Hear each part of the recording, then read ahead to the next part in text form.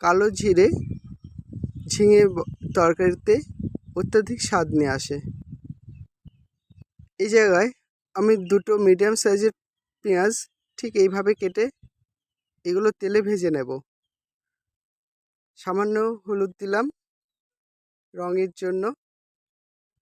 এই অবস্থায় আমি হলুদটা দিলাম কারণ ঝিঙের সঙ্গে দেব না, তার জন্য। আদা আর রসুন বাটাটা এই অবস্থায় দিয়ে দিতে হবে। আমি এটা স্কিপ করেছিলাম, দেখাতে পারিনি। এদিকে ঝিঙেটা যেভাবে পেস্ট করেছিলাম এটা অ্যাড করে দিলাম। একটু মনে রাখবেন ঝিঙেটা যাতে একটু গোটা গোটা থাকে। এই অবস্থায় লবণ দিতে হবে না, এর থেকে প্রচুর পরিমাণে জল ছাড়ে। তেলের ভিতরে ঝিঙেটা ভাজতে হবে। জল অনেকটা শুকিয়ে গেছে। এই অবস্থায় স্বাদ মতো লবণ অ্যাড করতে হবে।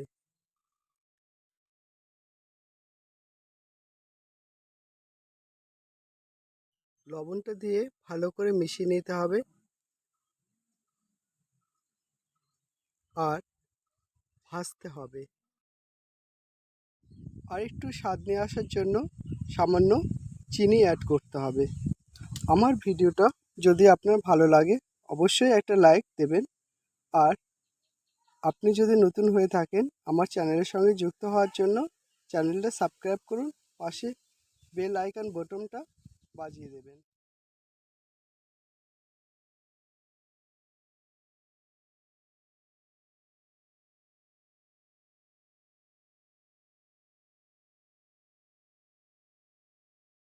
আমি প্রথমে যে লঙ্কাগুলো ভেজে রেখেছিলাম এই অবস্থায় লঙ্কাগুলো হাত দিয়ে ভালো করে গুঁড়ো করে দিয়ে দেব। এতে এর স্বাদটা আরও দ্বিগুণ হবে।